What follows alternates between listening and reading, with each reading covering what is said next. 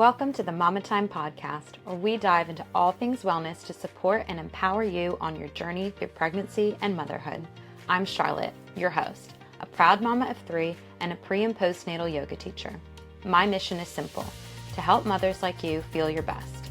In this podcast, I'll share practical tools, heartfelt stories, and nurturing practices to help you reconnect with yourself through the ever-changing seasons of motherhood. Because while you're busy caring for everyone else, I'm here to remind you of something so important. You matter too. You are worthy of prioritizing your well-being, and when you do, it creates a ripple effect that transforms not just your life, but the lives of those around you. Along with sharing my own experiences and resources, I'll be chatting with inspiring fellow mamas who are passionate about supporting other women. Together, we'll have honest, heart-centered conversations about their journeys and the transformative tools they rely on to thrive in motherhood, so you can thrive too. So take a deep breath, get comfortable, and let's get into today's episode. Are you ready?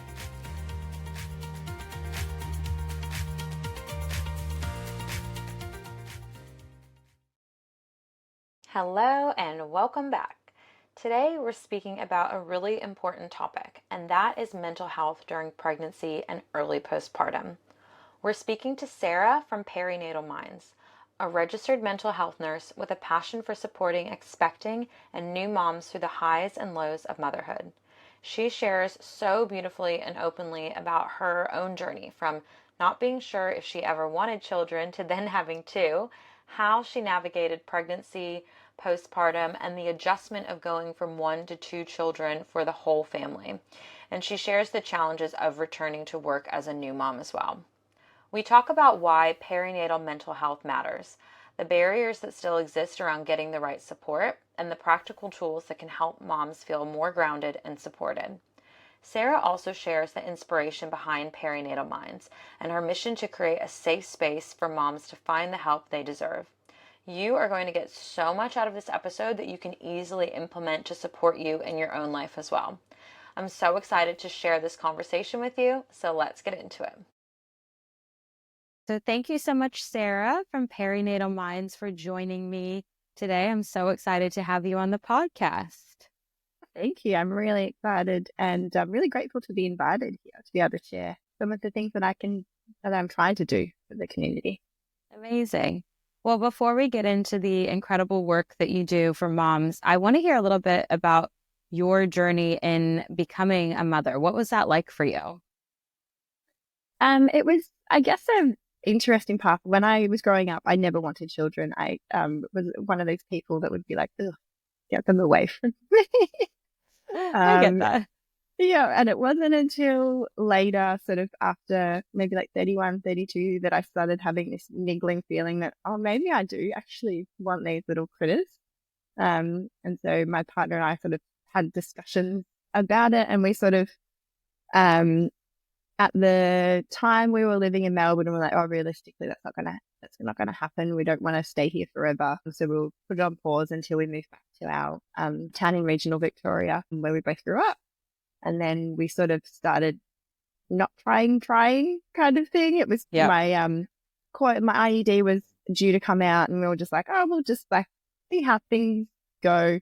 I've got pretty significant endometriosis, and I had been told in my 20s that I would really struggle to conceive, to have a child. So it was kind of in the back of my mind that it just might not happen either. But then we had a surprise sort of come up, and I got pregnant, and we weren't massively prepared for it. I think in our heads we were like, it's going to take forever or never happen. Because you never know, right? Until you try, you've got no idea. Exactly, yeah. So that was, I think it shocked us both that it was actually happening. And I was still working in Melbourne at the time, commuting up and down, and it was kind of this big change in our lives to start preparing to have a little person involved. I was lucky to have a really complication-free pregnancy and birth. And then it was in the postnatal period that I really, really struggled with identity shift. I've always struggled with body image, so that was a big thing, not during pregnancy, but in postpartum. Yeah. And just the whole change, I was very a career-driven person, and then just to sort of be sitting at home just breastfeeding, I was like, oh, I'm not achieving anything. And so that big mental shift was really something that I struggled with a lot. So that was, yeah, a difficult time for me. And it sort of is what made me move into sort of what I've been doing with my Instagram Perinatal Minds space. Yeah. And then now you have, so that was your first, and now you've got Yeah. another little bub as Another well. one. I know. I went from wanting none to having two. Yeah, I get that. It escalates quickly. Even after we had our first daughter, I was like, nah, one and done. That's it. And then around the 18-month mark, we were like, oh, it would be kind of cute to have a sibling. And I've got a few friends that are only children. And they're like, oh, like it was okay. But I sometimes really craved a sibling. I'm like, okay, well, we've done it once. We may as well do it again. And that was it was a little bit longer of a conception journey, but not too difficult. Again, a fairly complication-free pregnancy and birth. And then I feel like the adjustment from 1 to 2 was also another big shock. I was kind of prepared for some things. The newborn was like whatever, and I'm very lucky that my second is way more chill of a baby than my first ever was. Oh, that's nice. That's a nice gift. Yeah, it definitely is. Yeah, like I deserve that, but it's just dealing with toddler emotions. First has just turned 3, so we're going through the pretty difficult toddler stuff at the moment. I knew that my toddler would adjust, like there would be difficult emotional adjustments from going from an only child to having to share. How old was she when your youngest was born? She was 2.5 when we had our second daughter. Similar to my boys, I get that. Yeah, yeah. And I think I was expecting regression and just some extra tantrums and all that sort of stuff, but she actually was quite physically violent towards the baby, which was not something that I had heard before, and I was really distressed by, and she would intentionally go up and hit the baby in the head or like try and gouge her eyes out. Oh wow, all that sort of that's stuff. Yeah, it was just something that I was like, how do you even manage this? Because you've got to separate them. But then I knew that she was doing that because of attention, or generally when I was breastfeeding. So I knew that it was because she wanted attention, and so I couldn't just be like, I don't know, go away or something like that. She needed that's just going to make it worse. Yeah, exactly. She needed connection, but also I couldn't put the baby down because then they would be screaming, and it was just this like massive juggle that often I found myself just on the floor with like a child in each arms and all of us crying multiple times a day, and you're just like, oh, it just was not something that I was prepared for at all, and it hadn't been something that I had heard other mothers go through.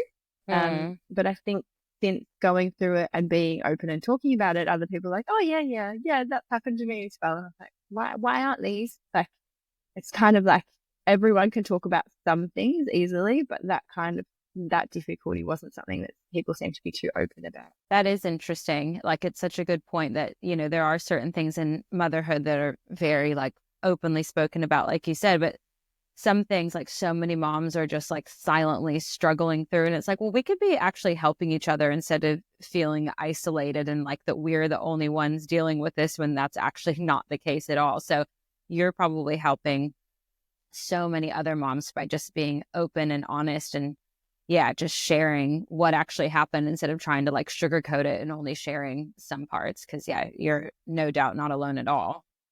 Yeah, exactly. And that's, I guess, my hope is that I just normalize these difficult experiences. Because it's all well and good to sort of talk to your friends sometimes, but sometimes you don't even, like, you don't bring it up. Like, my friends hadn't brought it up with me until I was like, this is happening. They're like, oh yeah, that happened to me too. And I was like, well, why wasn't I warned? You're like, no one told me. Yeah, exactly. So hopefully in sharing my experience, I can normalize that there's all this range of emotions that we can go through, but also our children can go through. And, there's so many different experiences that people have through this period of their life. Yeah, absolutely. And so now coming into the work that you do, were you working in mental health prior to having children? Is that what your background is in? Yeah. So I'm a mental health nurse. I've been working in the field for about 10 years now, I think. Oh, wow. Amazing. I've done a mix of like inpatient, adult, youth, some perinatal stuff, as well as eating disorders, lots of different aspects of the mental health system that I've worked within. And I think perinatal mental health is also always something that I went back to, even pre-children. It was something that I had an interest in. I sort of had a big interest in bipolar and psychosis in the perinatal period. So sort of that very extreme end of mental health. So became quite specialized in that. And I guess somewhat arrogantly, I kind of was like, oh, depression, anxiety, there's so much around about that. Just like, I'll just not even explore that too much. Yeah. And just stuck to those extremes of like mania and psychosis. But then it was when I was a mum and I had those struggles that I was like, oh, this is actually a really terrible time, irrespective of whether you have a severe mental health diagnosis already, or you go through an episode, or you just are struggling in general. Like, you don't have to have a diagnosis to struggle and to find that the perinatal period really tricky. Yeah. And it's like you said about just speaking openly and honestly. I don't think I've met one mom who hasn't had some sort of struggle in either that, initial postpartum period or even the 1 to 2, like we just both talked about, like these huge transitions that we think about, like, from growing our families. Like, it's us as the moms generally who are taking so much of that on. And like you said, whether you have a diagnosis or not, it's really hard for that to not affect your mental health. And by not speaking about that component of it is, I think, doing women such a disservice. Oh, absolutely. And even if you've never struggled with mental health in the past, I feel like children really highlight anything that has been going on for you, whether it is sort of your own difficulties with your own parents or like family dynamics.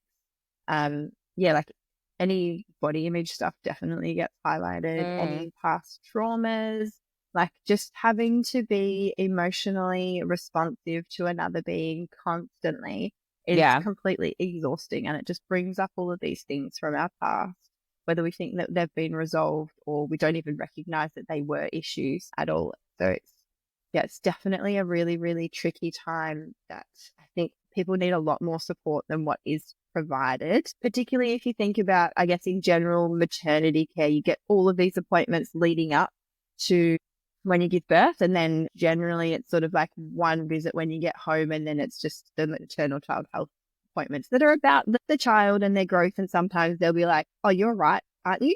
Cool. All right. Sweet. Thanks. Like, there's actually nothing for the mum or the parents once the baby comes out. Yeah. All the care that you get during pregnancy, which, look, pregnancy can bring up stuff too. Absolutely. But there's a lot that comes up postnatal. And the fact that, I feel like it's very, like, my experience was very box ticky. It was like, okay, fill out this questionnaire. Yep, you're good. See ya. Bye. Yeah.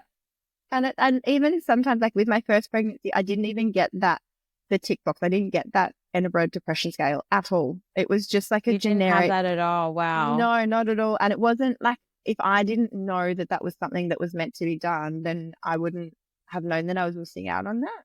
And I raised it with the care providers and they're like, oh no, we just ask you, are you okay? And if you say you're not, then we do it. And I was like, well, I'm sorry, but that's not okay.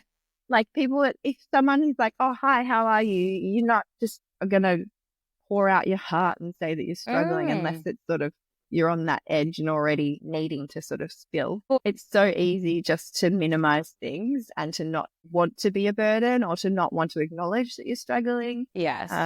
So even though the tick box thing is so impersonal and so ridiculous, at least it gives people an opportunity through those questions to actually think and reflect and to say yes. Yeah. I think it's important to at least give people that opportunity. It would be amazing if people could then go into more questions and more personal sort of conversation around any things that are raised through that, which doesn't always happen. I know plenty of people that have answered yes to some of those questions and they're like, and then the clinician doesn't know what to do with a yes. They're expecting a, no, I'm fine. They're not expecting a, yes, I'm really struggling and I cry more days than I don't. Like they don't know what to do, which is really difficult for the person to have then opened up about something and then to not have any support offered or to see an awkwardness in the clinician to then be like, I shouldn't have said that. That's made them awkward. I'm not going to. Yeah. That's going to prevent them potentially from opening up further because they're like, well, I'm not going to get any help anyway. Why would I say anything? Yeah. exactly. Yep. I've just got to keep trudging along like we do as mums and just, Yes. you know, thinking that things are okay.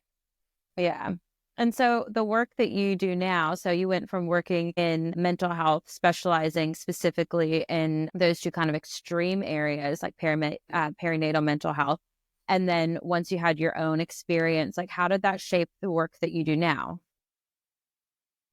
So after my first daughter was born, I did go back into clinical work, but I sort of changed, knew that I guess my mental capacity to do that intensive work was reduced. So I went into a role that was much more, I just go in, I do my shift, and then I come home again. Yeah. And that's just what I knew that I was capable of doing.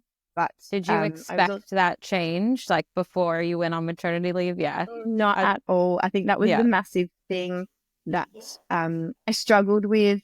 Like I tried to go back to my other role. I was in sort of a managerial position within a team that I really enjoyed, but it was commuting to Melbourne, that was an hour and a half of my day that was in the car that I was like, I'm just, it's an hour and a half that, my daughter doesn't have to be at childcare if I wasn't commuting this long. Yeah. And you just don't Um, have that extra time as a mom. You just don't. Not at all. And it was just a lot of extra mental space that managing staff and going out and doing all sort of stuff. I was just like, I don't think I have the capacity to do this. Yeah. Um, and it took me a while to probably accept that as well, because I had been like, that was a position that I had really wanted to have, and that was sort of where I had always thought that my career would progress to and would continue progressing up sort of the managerial sort of realms within mental health. So it was a big shock to me to have to sit back and say, well, what do I actually need in this current season of my job life? And it wasn't to give everything to a job. It was to be able to give stuff to my family. I think so many people try to like, they don't want to lose that pre-kid identity and they try to just like slug it out. But it's also like, it's so easy to burn out like that too. Like your priorities change in ways like that you never even expected when having kids. You just don't know until Absolutely. you experience Yeah, and I think because I was nursing obviously all through COVID, and I was so burnt out before I went on my maternity leave as well. Like Mm. we were still in Melbourne in COVID restrictions when I went on maternity Oh leave with my gosh. first daughter. Wow. Um, so I think there was just this disconnection as well with um just that sort of. I think by going back to work, I was somewhat traumatized going back into the office as well, being like, oh God, this place. Um, Yeah. so I think I was in some ways ready to move on. I just needed to go back and try to go back into that position, realize that it wasn't going to work Yeah. for my family and for what I needed, and then to just move on to something else. And I think I'm very lucky in terms of mental health nursing in that career breaks are quite common. There's Mm. nothing held against you for sort of taking a step back or taking sideward steps or anything like that. So it's very much a privilege to be in that space, to know that it's not going to affect my career when I'm ready to move back into another position. It'll be there for me. Um, Amazing. yeah.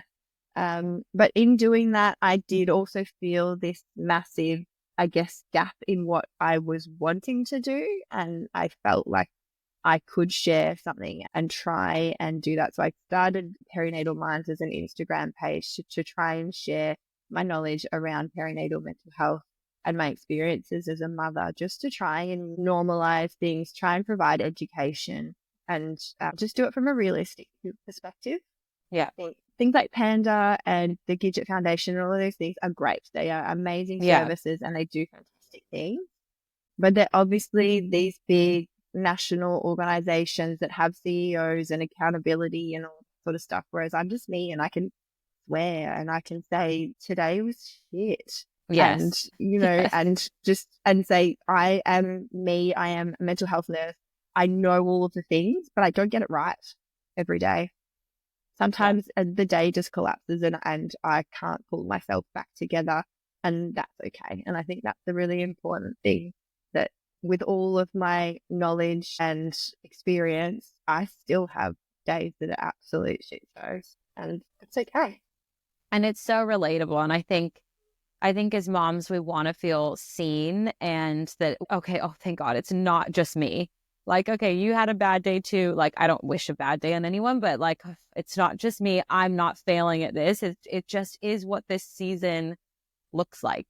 And I think there's so much comfort in seeing someone like yourself who is a professional in the mental health space, has all this, these skills, all this knowledge and experience, and you can really validate some of the feelings that these other women are feeling too in this season where, let's be honest, it is a shit show so much of the time. It's like, and what I find so funny, like I had the day with my kids yesterday, and there's so many highs and lows throughout the day. Like you can be experiencing like, oh, we're having the best time, I'm killing it today. And then an hour later, we can be having meltdowns. And I'm like, okay, we need to like regroup. Like things are not going well. Like it's such a huge range, isn't it? Absolutely, yeah. And it's about trying to, I think sometimes we can also get bogged down in and overemphasize how bad things are, like tantrums and, sleeplessness and all of those things. They are really grueling. They are really, really hard and they take a toll on us. But I think it's about as much what I try and do is try and focus on the positives as much as Yeah. possible. And that's not to be like overly positive and, that toxic positivity thing. Like there are bad times. And yes, you gotta get through them, but you also need to acknowledge the good times to be able to have the strength to manage the bad times. Yeah. To kind of have those memories to be like, okay, well, these good times, when my toddler comes up and hugs me and tells me I love you for no particular reason. That's why I do everything that I do. That's why I struggle. And that's why I try and keep my cool as much as possible, as much as I want to just like scream and shout. That's why I do all of these things to maintain a sense of calm, because that's the result. And so I think it's really tricky in the space because there are a lot of people out there sharing a lot of the negatives, and that's great to normalize it, but it's also about bringing that professional lens that I have to be like, this is how we try and turn around the day a little bit, or try and appreciate some things within the day just a little bit, because you got to get up and you got to do it again tomorrow. It's going to be the same roller coaster tomorrow. Yes. Yeah, that's such a good point. So what are some of those tools that you really lean on to, be able to come back with a fresh start tomorrow? Like, what do you use regularly? Yeah, I think the main thing that I've found is that to maintain who I am outside of being a mum. So I am someone that loves to sort of get outside, go to the beach, go for walks. And so I do that as much as possible with a toddler. It can take me an hour to get 500 meters down the track. And I'm like, okay, that's fine. Like, at least we've been outside for an hour, but that's okay. Still a win, yeah. Yeah. And as much as possible, I will go to like a Pilates or a yoga class, or there's great mums and bubs gym classes near me, which is fantastic, just to let the kids run free. And I might only get actually 10 minutes of active exercise in, but at least I'm getting out of the house and doing those things that I feel like still maintain who I am. And also I've got all the Nana hobbies. I love reading and sewing and crocheting and gardening and baking. The Nana hobbies. I love it. So it's good. Those ones there's a lot of those that I can obviously do at home.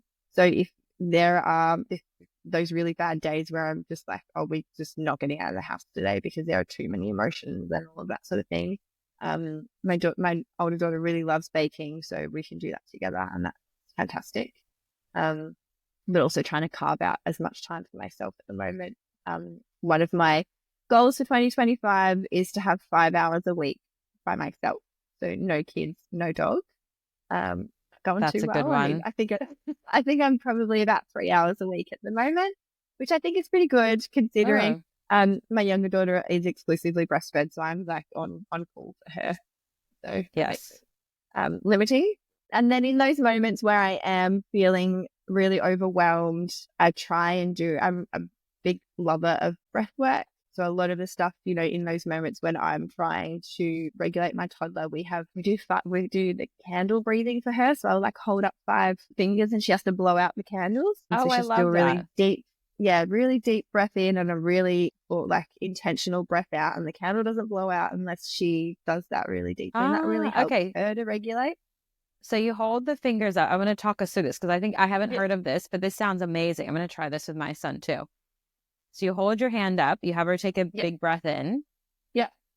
And I even wave my fingers so like the flames Oh, flickering, and then cute. she I has love it. to blow out each candle, and I put my finger down each time. But if she does, sometimes she'll do like a half-assed breath. I'm like, wasn't strong enough to blow out Ah, the candle, so she's got to go again until she. And sometimes it'll just be that I'll just pretend that she doesn't blow hard enough until she actually does kind of you regulate. can And stretch it normally, out. Yeah. yeah, and then normally I'll kind of put my hand like on her shoulder or on her heart or something, just like a gentle pressure as well, just to sort of help to ground her or like have a Yeah. presence on her as well, which can help. But that's fantastic. I've seen her sometimes go up to friends being like, you need to do some deep breathing. Okay.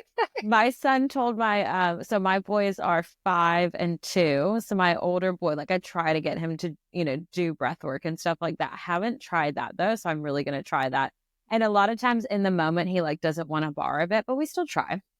Yeah. But then he will say to his brother, like if he's starting to have a meltdown, I hear him now tell him, you need to take some deep breaths. You need to calm down. I'm like, okay, so some of this is sinking in. As much as you don't Yeah. want me to see it, I see it. Yeah, exactly. It's like not when I want you to do something, do you do it, Yeah. but when you like acknowledge that someone else is in distress. So that's kind of a nice thing That's so cute to though. know. I'm gonna try the candles. I love that. I'll report Yeah. back with how I went with that. Oh, look, we have mixed results as well. Sometimes she's like, I don't like the candles. Yeah, Like, fair enough. yeah, okay, well, we give it a go. And then other things that I've been trying to bring in is a gratitude practice. So just taking those moments within the day that generally are really small. Like this morning, I had my coffee by myself because my partner has taken the toddler to swimming and my baby's asleep. So I had a warm coffee by myself. Oh, Like, when does that ever happen? that's magic, isn't it? Those small little moments that like, yeah, your pre-kid self would have been like, Duh, don't you have warm coffee by yourself all the time? And then now it's like such a luxury. Yeah, exactly. So just I'll try and reflect sort of at the end of the day, what things did I actually, am I grateful for? I'm trying to bring it in at the dinner table, but it's also generally chaos. Like I might be Yeah. breastfeeding and my partner's doing toddler dinner and the toddler's running around. So it's not really a great time Yeah. for everyone to be grateful. And the other thing is just trying to stay grounded as much as possible. I'm not someone, Yeah. I didn't sort of understand the concept of being stretched out until I had a second child. Oh, yeah. And now I'm just like, there's points where I'm just so overstimulated. So I'll just have to, I think as much like go outside and just seeing and hearing and smelling nature just really makes me feel grounded. It really helps me. I live over the road from a football oval. So I just take the dog out and we'll walk on the grass barefoot, and that really makes me feel sort of beautiful. like this. I don't know what it is, but it makes me feel a lot better just chewing grass or Having dirt your or feet on the whatever. grass. Yeah. Yeah. You actually shared a grounding practice.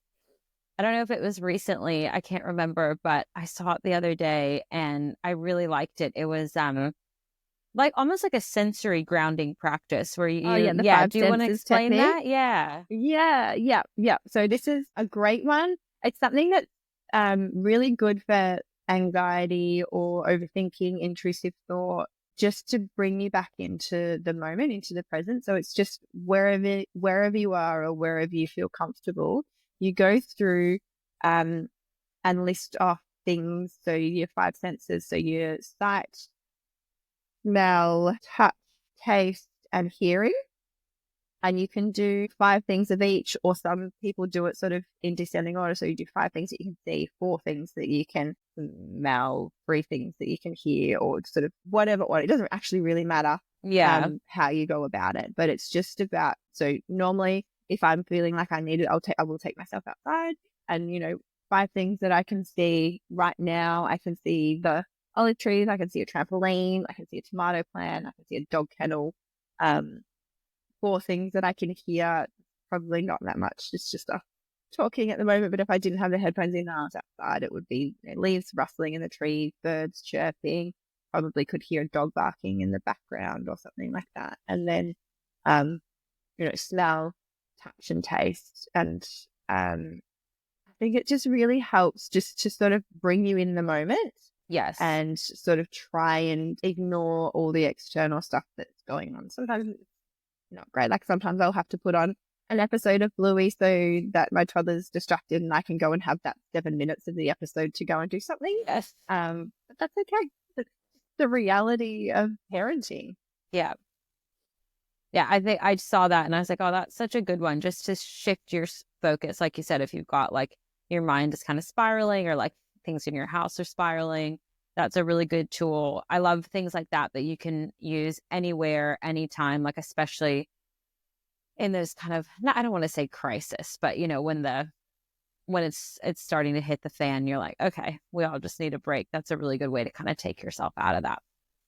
Yeah, exactly. Taking yourself out of the situation and trying to have those minute, 30 seconds, whatever you can actually carve out for yourself can be really important just to reset, and then you can go back into that situation and manage the emotions or whatever it is that's happening. Yeah, absolutely. I have some final questions, but before we get into those, is there anything else that you want to share with our listeners about the work that you do or where they can find you? So you're on Instagram, and you share heaps of great stuff there. Yeah. So obviously Instagram, I try and share as much as possible on there. I do have a website, but I'm in this sort of maternity leave space trying to reevaluate what I can realistically offer people. Yeah. I'm in the process of creating a self-paced online course, because one of the things that I noticed in as like working within the mental health system and being a parent is the gap of like being able to access services. So yes, obviously if you're not unwell enough to be in the public system, then you're in the private system, and there is generally extensive wait lists within the private system. So where I live at the moment, there's no psychiatrist that has their books open accepting new clients. oh my gosh, So you have to wow. go online telehealth, which is pretty intense.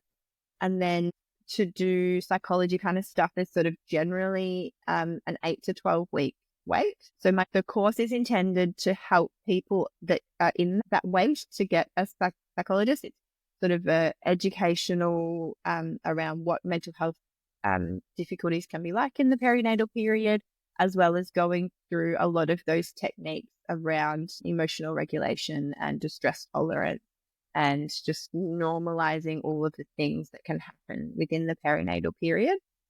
It's obviously, a general information. So that's why it's sort of intended for people that are going towards one-on-one therapy or something like that. So then they can do the beginning work and then they can continue on with the individual therapy that's after that. And that is sort of in the works. I go into bits and starts of getting that done. And I think having a baby and then the Christmas December period is just chaos. And so I haven't really touched it for a couple of months, but I need to get back onto it and get sort of my headspace back into that as well. It's just sort of a big shift from going from like sleep schedules and all that fun stuff to, evidence-based information. So I am, that's probably about 70% finished. Amazing. Okay. Yeah. So I just need to finish off. There's a few modules. It's intended to be, so the plan is to have 6 modules and then you'll do 1 a week. And there'll be sort of workbook kind of stuff. So you'll practice your 5 senses technique, or you'll practice your deep breathing for the week, and then you'll come back and do the next module. And then there'll be a new technique that you can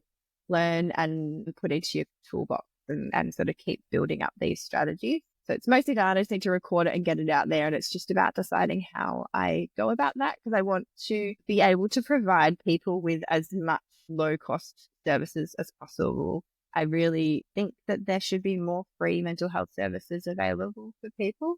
Yeah. So I'm just trying to figure out where that course can fit, because obviously it's a lot of my time and effort that's going into it. Yeah, but absolutely. I don't want to be charging heaps of money for people to do that. So trying to figure that out, and whether I keep a website to be able to host that, or whether I just use like a Google Drive, or I don't know. That's sort of all in the works, trying to figure out something for that.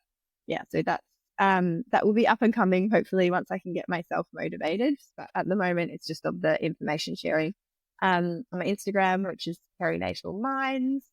So yeah, where you can find me at the moment.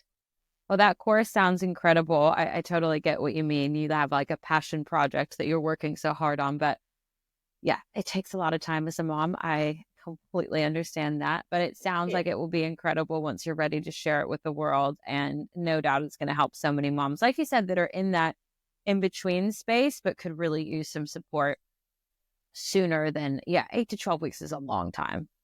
It is, yeah, definitely, especially when you're sort of like, I want help, and like you've Mm, gotten to the point where you acknowledge that you need help, and then you're told, oh, you got to wait 2 months to have it, yeah. and you're like, oh, okay, great. Yeah. Something to help in that space. And like even just the little tools that you've shared with us in this session, those can be just implementing those can be such a game changer. So I can't wait to see all the other stuff that you have in your course. That'll be incredible. Right. And so, okay, just some final questions before we wrap up. So I ask these to everybody because I think it's really interesting to get your perspective. But what is one piece of advice you'd give yourself in your first pregnancy?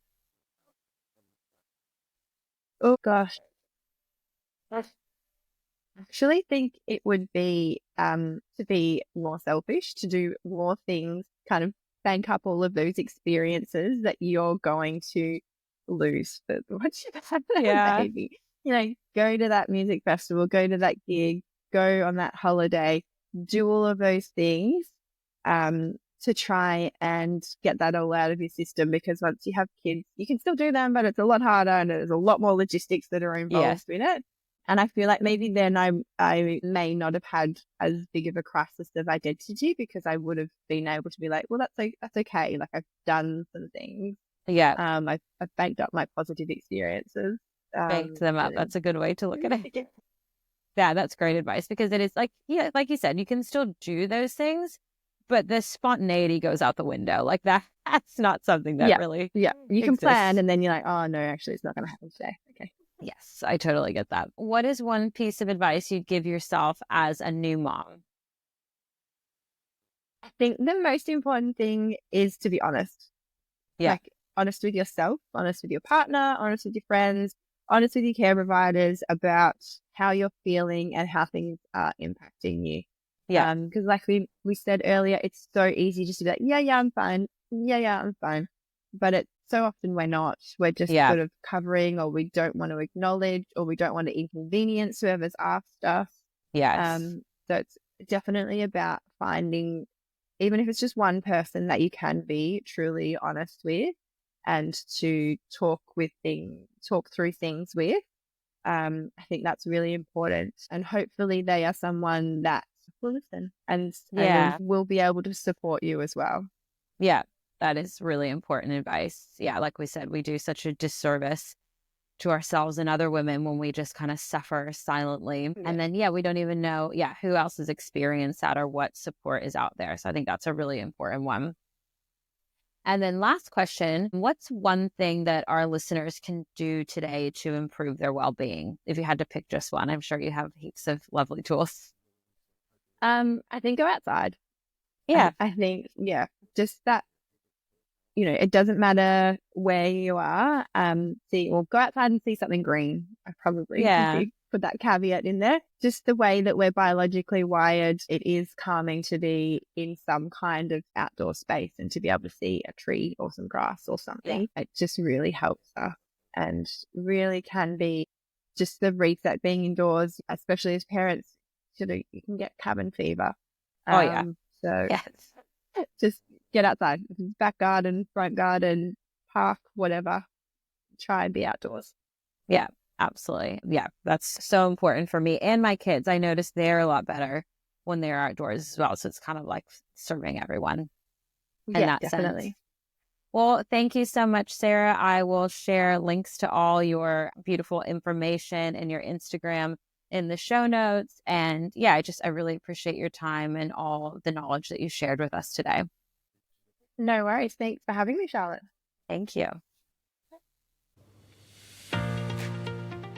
Thank you so much for spending time with me today. I hope you found inspiration and empowerment in this episode. If you enjoyed it, I'd be so grateful if you could share it with another mom who could use a little extra support or encouragement. By sharing, you're helping us build a community of strong, empowered mamas who are thriving in motherhood together. If you have a moment, please leave a quick review and rating. It really helps more moms like you find the show and feel supported on their journey. For more simple and transformative practices, come connect with me on Instagram at mama_time_yoga. I'd love to hear from you. Don't forget to hit follow so you never miss an episode. And until next time, take care of yourself, mama. You've got this.